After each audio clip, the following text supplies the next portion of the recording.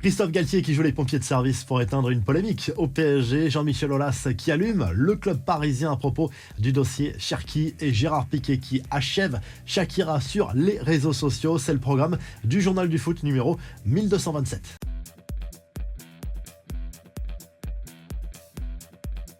Les suites de l'affaire du brassard de capitaine au PSG, Presnel Kimpembe et Christophe Galtier, visiblement, ont eu une explication après le message publié sur les réseaux sociaux par l'international français à propos de ce fameux statut de vice-capitaine. Il affirmait dans ce message ne pas avoir été mis au courant d'une éventuelle rétrogradation de la part du club dans cette hiérarchie des vice-capitaines et d'une éventuelle promotion de Kylian Mbappé. Marco Verratti et Sergio Ramos, on le rappelle, jouent également ce rôle de vice-capitaine au PSG, notamment lorsque Marquinhos est absent sur le terrain et visiblement Kimpembe a été rassuré à ce sujet par son entraîneur. Il n'y a pas de hiérarchie dans les vice-capitaines, ils sont tous à égalité.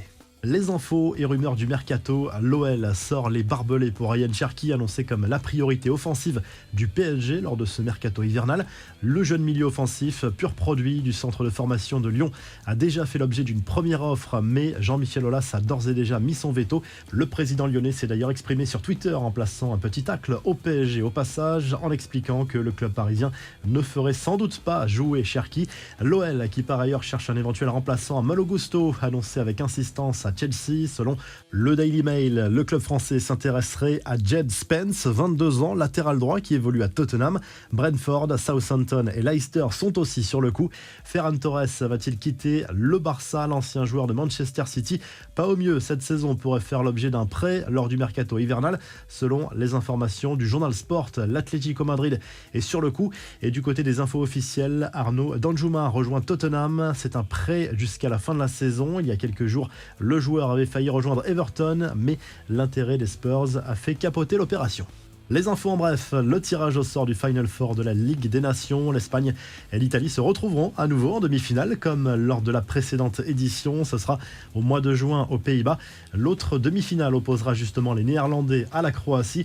Manchester United a un pied et 4 orteils en finale de la Coupe de la Ligue anglaise. Les Red Devils sont allés s'imposer 3-0 sur le terrain de Nottingham Forest mercredi soir en demi-finale aller avec un excellent Marcus Rashford.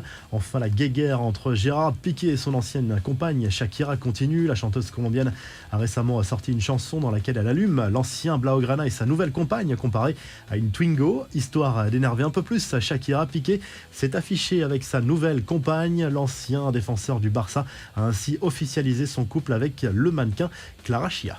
La revue de presse, allez, on file tout de suite en Espagne où le journal AS se penche sur ce quart de finale de Coupe du Roi entre le Real Madrid et l'Atlético Madrid. C'est ce jeudi soir au stade Santiago Bernabéu, un duel notamment entre les deux Français Karim Benzema et Antoine Griezmann. Du côté de l'Espagne, toujours, le journal Sport revient sur cette qualification pour les demi-finales de la Coupe du Roi du FC à Barcelone. Une victoire 1-0 contre la Real Sociedad grâce à Ousmane Dembélé, auteur de l'unique but de cette rencontre. Xavi a de nouveau encensé l'international français. Il y a un autre quart de finale de Coupe du Roi dans la soirée entre Valence et l'Athletic Bilbao. Et du côté de l'Italie, la Gazette dello Sport revient sur le plan du mercato hivernal de l'AC Milan pour tenter de se relancer en cette période de crise avec Ziyech et Zaniolo notamment dans le viseur des Rossoneri. Et du côté de l'Inter, Milan Skriniar a fait l'objet d'une offre de la part du PSG à hauteur de 10 millions d'euros pour le moment, mais